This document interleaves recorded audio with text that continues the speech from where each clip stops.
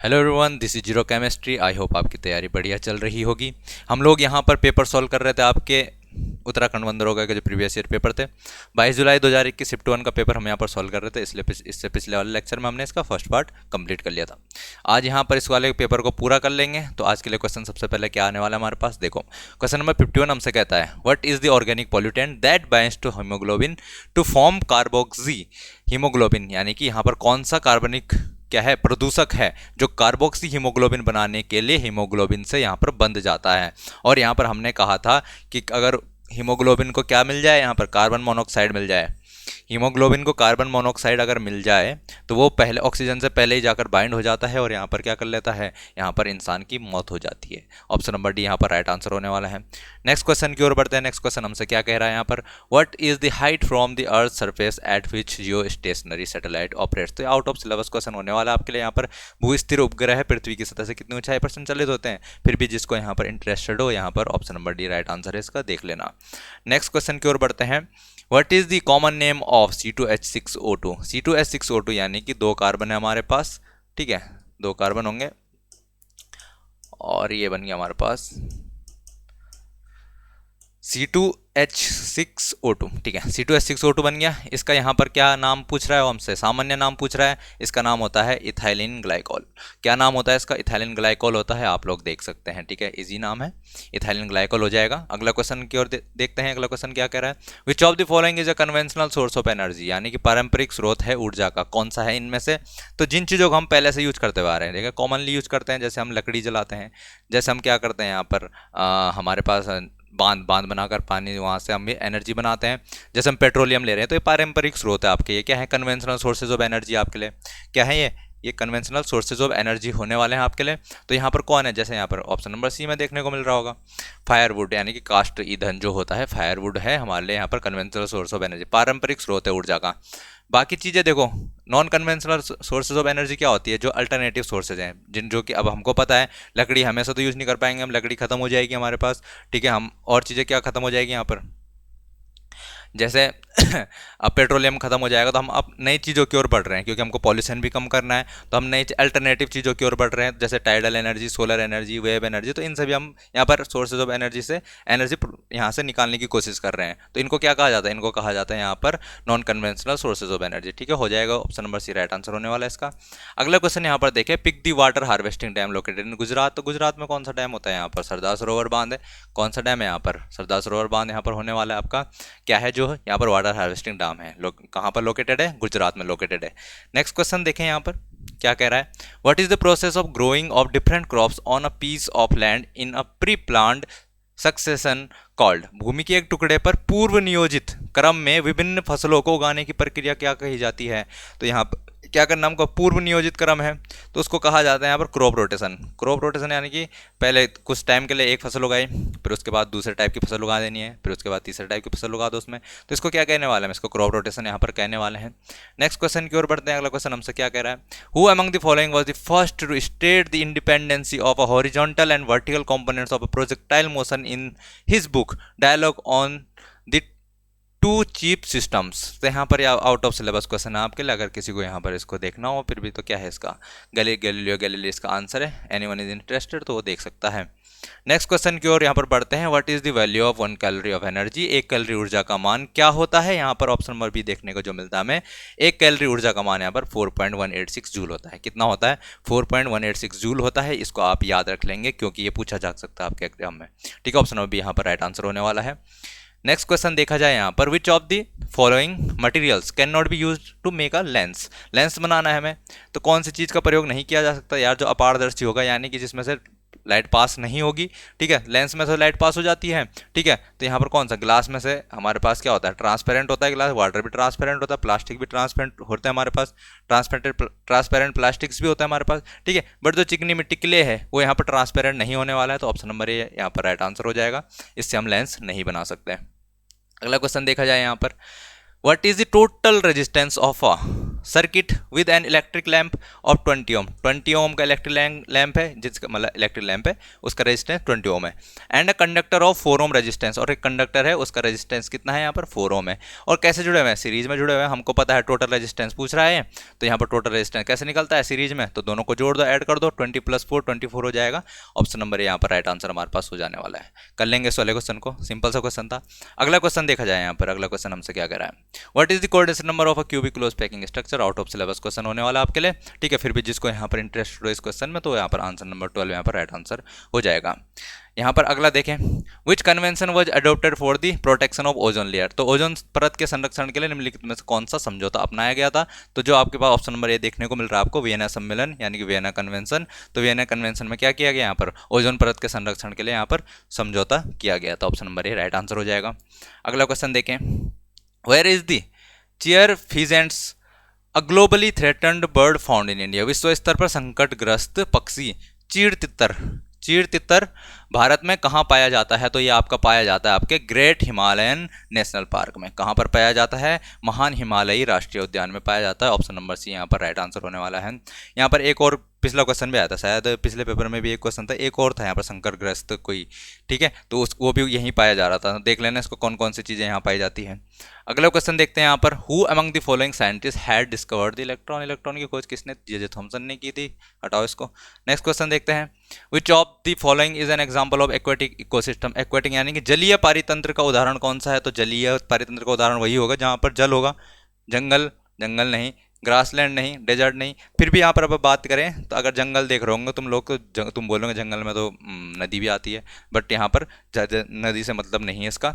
एक एस्चुरी देखो, एस्चुरी क्या होती है, नदी का मुहाना होता है, मुहाना यानी जहाँ पर समुद्र में पानी नदी मिलने वाली होती वहाँ पर उसको कहा जाता है एस्चुरी यहाँ पर। तो ऑप्शन नंबर डी इसका राइट आंसर हो जाएगा, ठीक है। यहाँ पर ये जलीय पारितंत्र का उदाहरण होता है, एक्वेटिक इकोसिस्टम का यहाँ पर एग्जाम्पल हो जाएगा।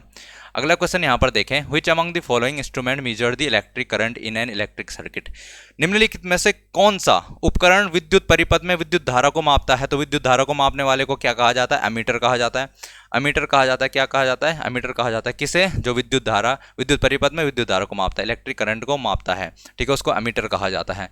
अब यहाँ पर ऑप्शन नंबर ए, बी और डी को देखो, गैल्वेनोमीटर क्या करता है, पोटेंशियोमीटर क्या करता है और वोल्टमीटर क्या करता है। अगर आप लोग अभी वीडियो देख रहे हो तो वीडियो पॉज करो और सर्च करो कि ये चीज़ें क्या होती है, इनसे क्या मापा जाता है, क्योंकि अभी तो ये आ गया एमीटर, एमीटर क्या करता है। अब एग्जाम में अगर वो पूछ देगा गैल्वेनोमीटर क्या करता है, पोटेंशियोमीटर क्या करता है, वोल्टमीटर क्या करता है, तो तब आपको क्वेश्चन तो करना ही पड़ेगा, ठीक है। तो ये वाला चीज़ें आप देख लीजिए, इनके आंसर क्या होने वाले हैं।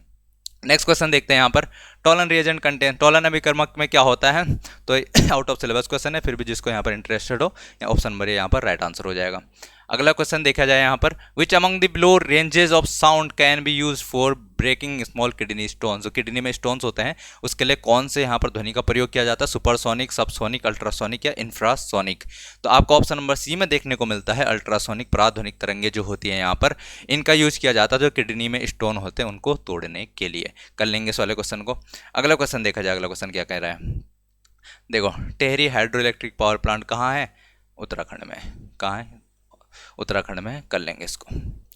अगला क्वेश्चन देखो, which Indian state launch Kisan Kalyan mission for farmer welfare and to double the farmers income of the state, तो किसान कल्याण और राज्य के किसानों की आय को दुगना करने के लिए कौन से भारतीय राज्य ने किसान कल्याण मिशन शुरू किया, तो यहाँ पर ऑप्शन नंबर इसका सी है, करंट का क्वेश्चन रहा होगा।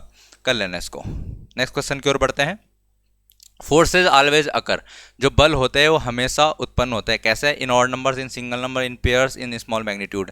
तो देखो बल, अगर आपको यहाँ पर याद हो जो न्यूटन का तृतीय गति का नियम है, क्या कहता है कि हर बल के लिए यहाँ पर क्या होता है, हर क्रिया के लिए एक प्रतिक्रिया होती है ना, हर एक्शन के लिए यहाँ पर एक रिएक्शन फोर्स होता है, एक्शन फोर्स का रिएक्शन फोर्स होता है। तो यहाँ पर क्या होने वाला है, जो क्या है हमारा फोर्सेज है उनका क्या बनने वाला है, पेयर बनने वाला है, फोर्सेज का क्या हो जाएगा, पेयर होगा। तो यहाँ पर जो ऑप्शन नंबर सी देख रहा है आपको, तो हर फोर्स का क्या होने वाला है, यहाँ पर पेयर होने वाला है। तो forces always occur in pairs, option number C इसका राइट आंसर हो जाएगा।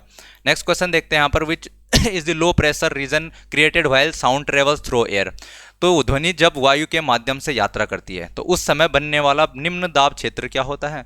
तो देखो हमको पता है कि वहाँ पर एक तो निम्न दाब क्षेत्र बनता है जब भी क्या होता है ध्वनि वायु में यहाँ पर प्रोपेगेट करती है, तो एक तो क्या होता है लो प्रेशर रीजन बनने वाला है, निम्न दाब क्षेत्र, और एक हाई प्रेशर रीजन बनने वाला है, यहाँ पर उच्च दाब क्षेत्र बनने वाला है।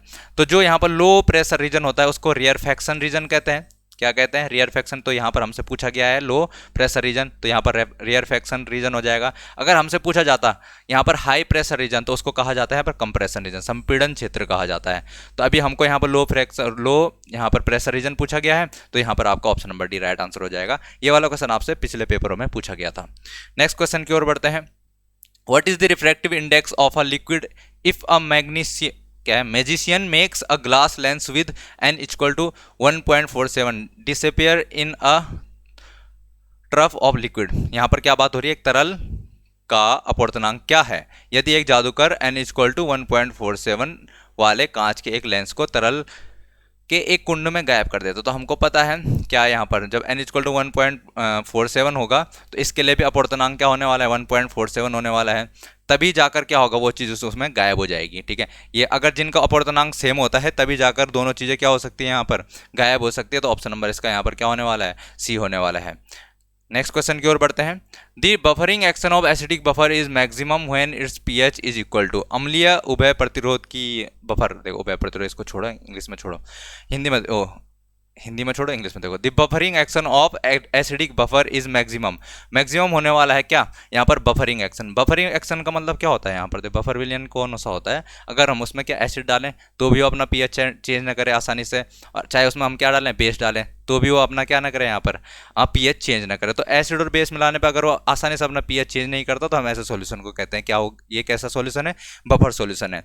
तो यहाँ पर बात कर रहा है, तो बफरिंग एक्शन मतलब कि वो अपना पीएच चेंज नहीं करेगा। तो सबसे ज़्यादा यहाँ पर मैक्सिमम कब होगा? वो जब क्या हो, उसका पीएच किसके बराबर हो? तो पीएच मतलब होता है power of hydrogen power of जो हाइड्रोजन रहता है H+ रहता है, H+ की पावर को यहाँ पर pH कहा जाता है। और यहाँ पर हमारे पास जब ये pH बराबर होता है आपके pKa के, यानी कि डिसोसिएशन कांस्टेंट की पावर के।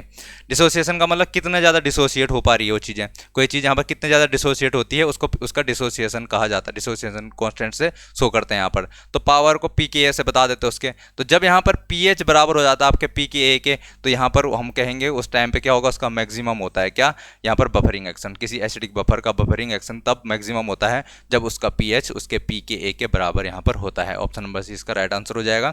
अगला क्वेश्चन अगर यहाँ पर देखा जाए, acid and bases are and in test respectively.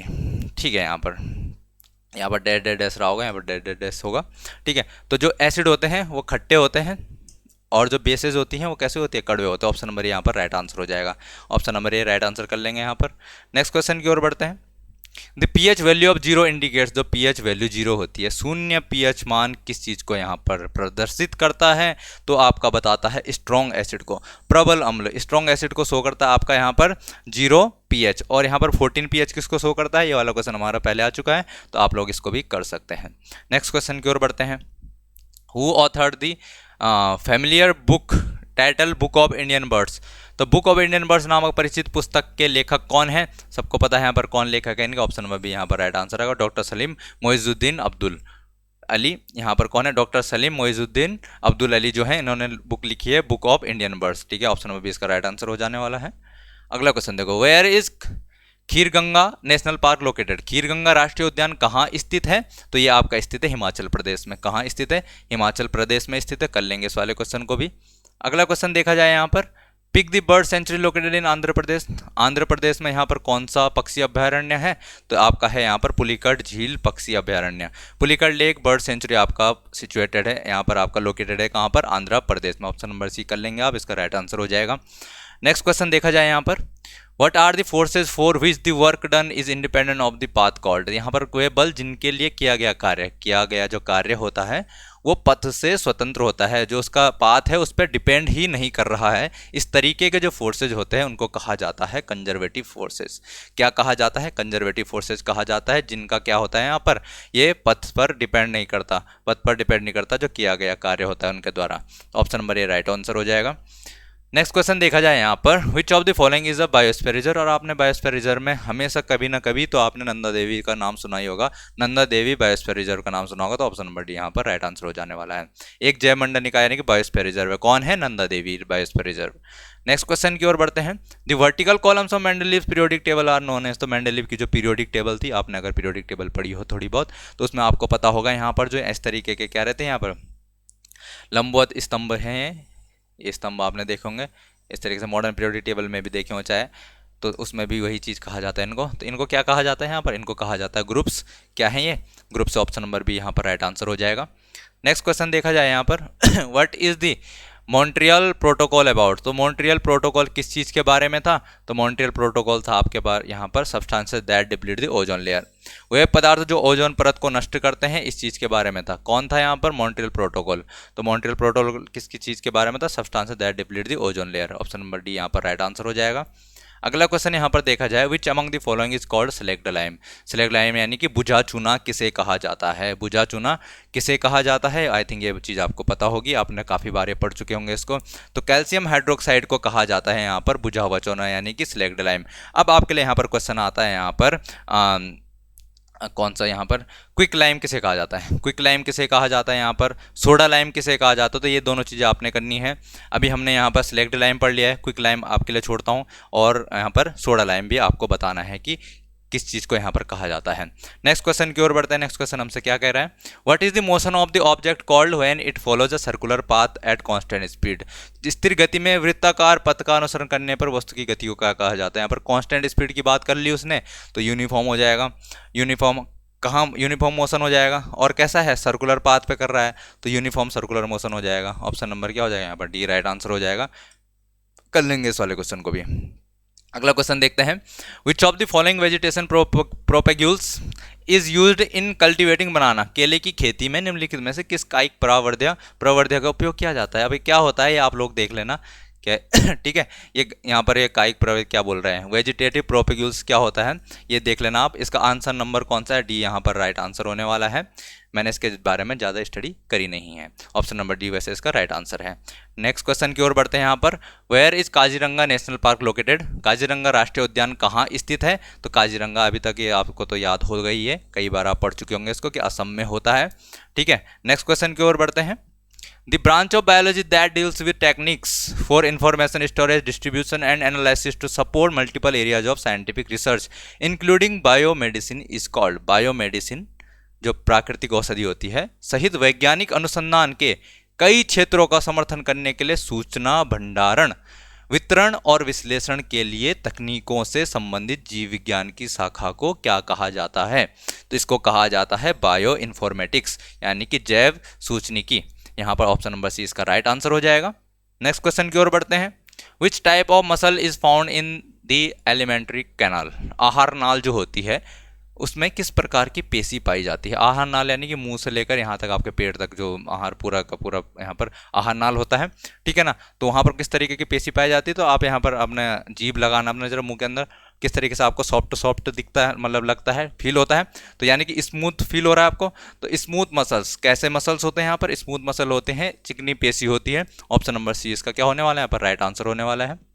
अगला क्वेश्चन देखो यहाँ पर, where is the fast breeder test reactor located in India. भारत में फास्ट ब्रीडर टेस्ट रिएक्टर कहाँ स्थित है? ये आप याद रख लेंगे डायरेक्टली कहाँ स्थित है, तो कलपक्कम तमिलनाडु में। कलपक्कम तमिलनाडु में स्थित है आपका fast breeder test reactor. Next question की ओर बढ़ते हैं। नेक्स्ट क्वेश्चन हमसे कहता है, what is the practice of cultivating different crops in alternate rows and sown at different times to protect this soil from rain wash. मिट्टी को वर्षा में बहाव से बचाने के लिए, मिट्टी को बहने से बचाना है वर्षा में, इसके लिए अलग अलग फसलों को एकांतर पंक्तियों में, एकांतर का मतलब ये लगाया, फिर यहाँ पर दूसरी तरीके की फसल लगाई, फिर इधर अलग, फिर इधर ये कहाँ गया, रुको, ये अलग तरीके की फसल, ये एकांतर फसल लग गई हमारी, मतलब एक अलग टाइप की अलग अलग जगह। तो यहाँ पर पहले ये फसल लगाएंगे, ठीक है। क्यों कर रही है चीज़ें? क्योंकि अगर क्या करा हमने, एक फसल काटी, उसमें हमने टाइम दे दिया दूसरी फसल लगाने के लिए, तब तक बारिश हो गई, मिट्टी बह के भाग जाएगी, ठीक है। तो क्या करना हमको, एक फसल लगाई, उसके 2 महीने बाद दूसरी फसल लगाई, फिर ये वाली फसल हमने काट दी, ठीक है, अभी ये वाली फसल तो लगी रहेगी, फिर हमने क्या करना है, जब यहाँ पर ये वाली फसल होती रहेगी फिर उसके कुछ टाइम बाद ये वाली फसल लगा देंगे हम।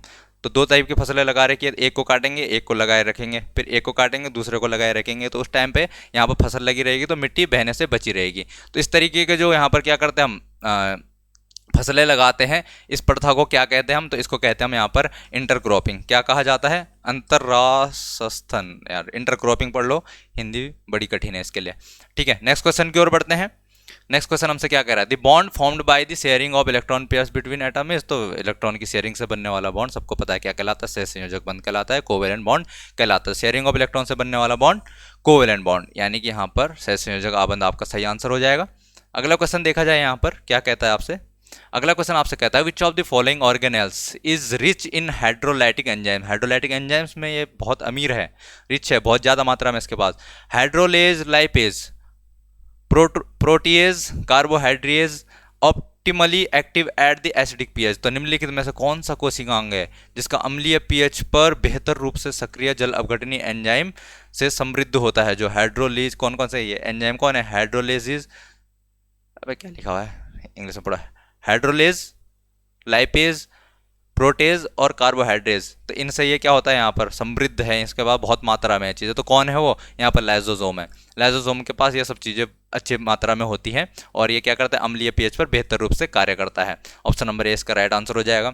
अगला क्वेश्चन देखा जाए यहाँ पर, elements and compounds were commonly termed as. अगर आपने यहाँ पर क्लासिफिकेशन ऑफ मैटर पढ़ा हो, ठीक है, हमने क्लासिफिकेशन ऑफ मैटर पढ़ा ही होगा, ठीक है, उसमें हमने देखा था यहाँ पर एक टाइप क्या होता है हमारा प्योर सब्सटेंस होते हैं, सेकंड टाइप उसका हमने क्या क्लासिफिकेशन किया था, तो दूसरा उसका मिक्सचर हो गया था। तो हमने देखा था प्योर सब्सटेंसेस के भी हमने फर्दर क्लासीफाई किया था। तो प्योर सब्सटेंस क्या होता है, एलिमेंट होते हैं, कंपाउंड होते हैं। तो यहाँ पर बात आती है हमारे पास, क्या कहा उसने, एलिमेंट्स और जो कंपाउंड्स होते हैं उनको सामान्यतः क्या कहा जाता है, तो प्योर सब्सटेंस कहा जाता है। ऑप्शन नंबर 20 का राइट आंसर हो जाएगा। कर लेंगे इस क्वेश्चन को, आसानी से कर लेंगे, option number B right answer होने वाला है। अगला क्वेश्चन देखा जाए यहाँ पर, what is the difference in the masses of the reactant and the products in a chemical reaction called. तो यहाँ पर बात की जा रही है हमारे पास रिएक्टेंट का मास, जैसे मेरा ए और बी रिएक्टेंट है मेरे पास, और यहाँ पर सी मेरे पास प्रोडक्ट बन गया। ए और बी यहाँ पर मेरे पास ये 5 ग्राम का था, ये 5 ग्राम था, ये भी 5 ग्राम था, और मेरा जो प्रोडक्ट बना है यहाँ पर 9 ग्राम का ही बना है। तो मेरा प्रोडक्ट बनना चाहिए था 10 ग्राम का, बट यहाँ पर मेरा बना सिर्फ 9 ग्राम का। 1 ग्राम मेरा गायब हो गया, तो वो एनर्जी के फॉर्म में निकल जाएगा। ठीक है, तो जो यहाँ पर मास में कमी आई है हमारे पास, यहाँ पर क्या हुआ, लॉस हुआ है हमें किस चीज़ का, मास का लॉस हुआ है। उस चीज़ को क्या कहा जाता है, तो उसको कहा जाता है यहाँ पर मास डिफेक्ट। क्या कहा जाता है, मास डिफेक्ट कहा जाता है। ऑप्शन नंबर ए इसका राइट आंसर यहाँ पर होने वाला है। कर लेंगे इसको। नेक्स्ट क्वेश्चन की ओर बढ़ते हैं, among the following speed belongs to which category of quantities. तो स्पीड जो होता है यानी कि चाल, चाल को कौन सी यहाँ पर क्वांटिटी कहा जाता है, वेक्टर क्वांटिटी कहा जाता है, स्केलर क्वांटिटी कहा जाता है। यहाँ पर आपको पता है ये एक स्केलर क्वांटिटी अदिश राशि होती है। ऑप्शन नंबर सी इसका राइट आंसर हो जाएगा। अगला क्वेश्चन देखा जाए यहाँ पर, heating mixture of Cu2O and Cu2S will give. तो Cu2O और यहाँ पर Cu2S, ठीक है, दो मिक्सर हैं, ये भी सॉलिड होता है, ये भी सॉलिड आपके पास होता है। इनको जब गर्म किया जाता है तो क्या बनने वाला है, तो यहाँ पर आपका बनता है कॉपर और SO2। ये कॉपर और SO2 बनता है। यहाँ पर इसके अगर बैलेंस करना चाहो तो यहाँ पर 2 लगा लेना, यहाँ पर 6 लगा लेना, तो आपका यहाँ पर इक्वेशन बैलेंस हो जाएगा। यहाँ पर ये सॉलिड में रहेगा और ये आपके पास गैसेज स्टेट में होने वाला है। कर लेंगे इस तरीके से, ठीक है। तो क्या क्या बनने वाला है यहाँ पर, कॉपर और यहाँ पर SO2 बन जाएगा। ऑप्शन नंबर डी इसका राइट आंसर हो जाएगा। कर लेंगे इसको। नेक्स्ट क्वेश्चन की ओर बढ़ते हैं। नेक्स्ट क्वेश्चन हमसे क्या कहता है, 2 और मोर atoms chemically bonded together by attracting force is called. तो यहाँ पर 2 क्या है, एटम है या उससे ज़्यादा एटम है यहाँ पर, और केमिकली बॉन्डेड हो जाएंगे। जैसे ऑक्सीजन और ऑक्सीजन मिलके आपस में क्या बना लेंगे, यहाँ पर O2 बना लेंगे। जैसे कार्बन और हाइड्रोजन आपस में मिलकर क्या बना लेंगे, यहाँ पर CH4 बना लेंगे। तो ये जो बने हमारे पास, ये क्या बने हैं, ये मॉलिक्यूल बने हैं। ये O2 क्या है, मॉलिक्यूल बना है। तो यहाँ पर 2 एटम थे, 2 एटम मिलके यहाँ पर मॉलिक्यूल बन गए। यहाँ पर 5 एटम मिल गए, एक कार्बन का और 4 एटम मिले यहाँ पर किस चीज़ के, 4 हाइड्रोजन का एटम मिला, तो बन गया हमारे पास मॉलिक्यूल। ऑप्शन नंबर सी अणु बन गया हमारे पास, मॉलिक्यूल बन चुका है। सी राइट आंसर यहाँ पर हो जाएगा। नेक्स्ट क्वेश्चन की बात करें यहाँ पर, which among the following cell organelles is present in a prokaryotic cell. तो अगर आप लोगों ने पढ़ा हो यहाँ पर प्रोकैरियोटिक सेल के बारे में, आपने पढ़ा होगा यहाँ पर यूकैरियोटिक सेल के बारे में, ठीक है, तो यहाँ पर आपको पता होगा कि जो प्रोकैरियोटिक सेल होता है उसमें कौन सी चीज़ यहाँ पर प्रेजेंट रहती है, तो राइबोसोम प्रेजेंट रहता है। कौन प्रेजेंट रहता है यहाँ पर प्रोकैरियोटिक सेल में, राइबोसोम प्रेजेंट रहता है। ये तीनों चीज़ें प्रेजेंट नहीं रहती हैं। लास्ट और आज के लिए पेपर के लिए, और आज के लिए यहाँ पर लास्ट क्वेश्चन होने वाला हमारे पास, इस आज पेपर ये भी पूरा हो जाएगा। तो यहाँ पर क्वेश्चन नंबर 100 हमारे पास है, what is the thin membrane of the I through which the light enters that forms a transparent bulge on the eyeball. आंख की वह पतली झिल्ली कौन सी है, आंख की वो पतली झिल्ली कौन सी है जिससे होकर प्रकाश आंख में प्रवेश करता है और नेत्र गोलक पर एक पारदर्शी उभार बनाता है। नेत्र गोलक पर एक पारदर्शी उभार बनाता है। आपने देखा होगा, आंख की संरचना देखी होगी, तो उसमें ये सारी चीजें फीचर्स देख लेना। तो वो उस जहां पर ये फीचर दिखे आपको, उसको कहा जाता है क्या, यहाँ पर कॉर्निया कहा जाता है। तो कॉर्निया पर यहाँ पर पारदर्शी उभार बनता है, आंख की वो पतली झिल्ली है जहां पर ये आपका पारदर्शी उभार बनता है। तो यहाँ पर बात करें, ऑप्शन नंबर ए राइट हो जाएगा इसके लिए, और ये आपका पेपर यहाँ पर कंप्लीट होता है। ठीक है, तो आपका ये कौन सा पेपर हो गया पूरा, 22 जुलाई शिफ्ट 1 का, 22 जुलाई शिफ्ट 1 का पेपर कंप्लीट हो गया। अब हम कल वाले लेक्चर में यहाँ पर स्टार्ट करेंगे आपका 22 जुलाई का जो शिफ्ट 2 का पेपर था उसको स्टार्ट कर लेंगे। आप लोगों को अगर इसकी PDF वगैरह चाहिए होगी, अगर आप लोग यहाँ पर टेलीग्राम चैनल से नहीं जुड़े हुए हैं तो यहाँ पर जीरो केमिस्ट्री सर्च मार लेना, आपको एकदम वहाँ पर चैनल मिल जाएगा। वहाँ पर मैं PDF डालता रहता हूँ, आपके जो इंपॉर्टेंट टॉपिक्स हैं उसके नोट्स भी आपको प्रोवाइड किए जाते हैं। ठीक है ना, तो आप वहाँ पर ज्वाइन कर सकते हैं। आप लोग पढ़ते रहिए, फिर मिलते हैं नेक्स्ट लेक्चर में।